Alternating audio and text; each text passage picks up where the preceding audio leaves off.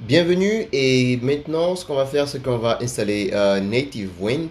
Donc Native Wind en fait c'est juste Tailwind CSS mais pour React Native. Donc on va déjà aller dans le navigateur et on va chercher Native Wind.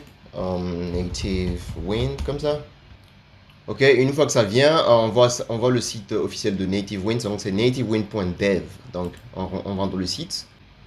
Ok, ma connexion est hyper lente mais voici à peu près à quoi ça doit ressembler. Et ce qu'on va faire, c'est qu'on va aller dans Expo. Parce que voici les Quick Start. On peut faire TypeScript, Expo, React Native, blablabla, CLI, tout ça. Mais ce qui nous intéresse, nous, c'est Expo. Donc, on va aller sur Expo. Et une fois dans Expo, on va nous montrer en fait comment il faut qu'on fasse pour installer Native Wind dans notre projet. Donc, ici, moi, j'utilise NPM. Donc, c'est ceux qui utilisent Yarn peuvent utiliser juste cette commande-là. Peuvent juste copier et exécuter ça directement. Ce que moi, je vais faire en fait, c'est que je vais copier ça. Ok, donc je vais rentrer dans mon code. Je vais stopper mon serveur avec CTRL-C. Et je vais faire npm install, donc npm i. Je vais coller ça. Et je vais venir copier ça. Donc le -dev tailwind css, je copie ça. Et je rajoute ça ici. Donc j'ai les deux qui vont être installés en une fois. Ok, l'installation est terminée. Donc je peux retourner dans la documentation pour voir ce qu'il y a lieu de faire ensuite. Là, il faut qu'on fasse npx tailwind init pour que ça nous crée le fichier tailwind.config.js. Donc, je vais copier npx tailwind init. Je vais venir, je colle ça là. Puis je fais entrer. Et ça devrait nous créer un petit fichier tailwind ici. Ok, là, il apparaît. Le voici, tailwind.config.js. Donc, lui, je peux entrer dedans. Et je vais venir ici. Je vais juste copier ça et remplacer. Ok. Donc, je prends le content. Et je remplace avec mon content ici.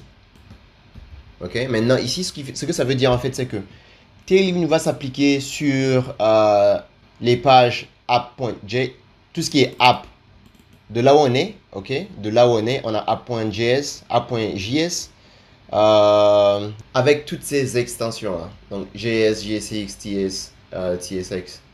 Et ici en fait, c'est pour nous dire en fait de spécifier notre chemin, genre tout ce qu'on aura comme chemin dans lequel on aura des fichiers qu'on aura besoin de styler avec le Tailwind. Donc ici je vais mettre SRC, SRC comme source, d'accord. Je ne l'ai pas encore créé mais je vais le créer tout de suite. Donc je peux faire CTRL S ici, je peux venir ici, je vais créer mon SRC. Donc mon SRC est là.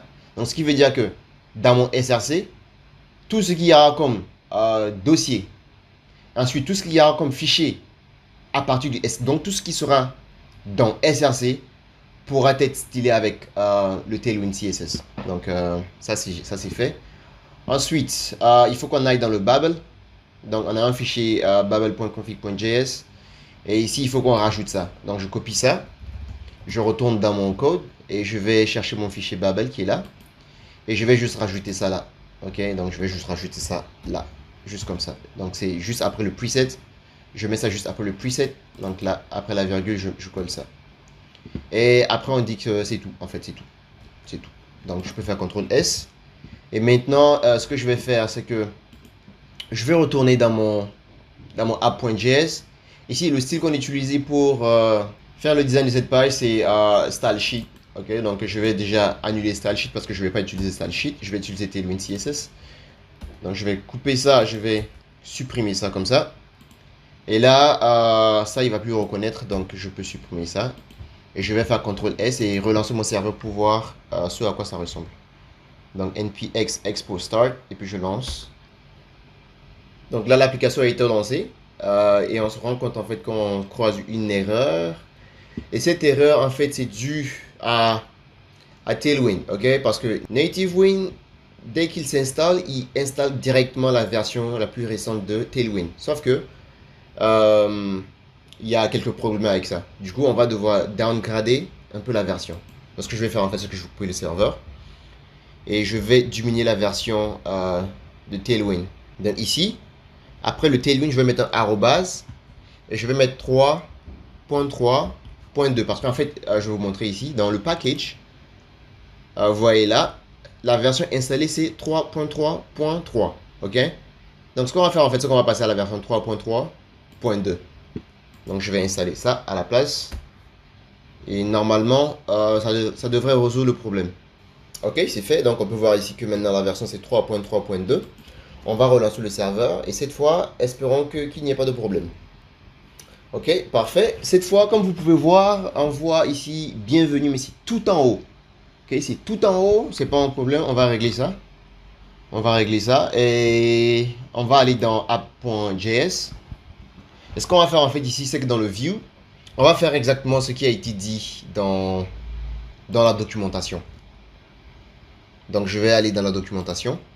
Et ici en fait, ce qu'ils ont fait, c'est que le view, ils ont remplacé par ça. Donc ils ont fait class name. Et puis ils ont mis tout ça. Donc je vais copier ça. Et je vais venir dans mon code. Et je vais mettre ça là. Donc on a class name, on a flex one. On a item center. Justify center. Et puis background white. On peut faire CTRL S. Et normalement, ça apparaît bien au milieu. Donc, c'est qui est la preuve que notre Tailwind marche parfaitement. Ok, ici on peut changer encore la couleur. Ici on fait red. Et puis juste ça comme ça, juste pour prouver que ça marche effectivement. Donc, mais c'est une très vilaine couleur. Je fais gray peut-être. Ouais, ça fait un peu moins mal aux yeux. Alors, maintenant que le Tailwind est installé, je pense qu'on va arrêter cette vidéo là et je vous verrai sûrement à la vidéo prochaine.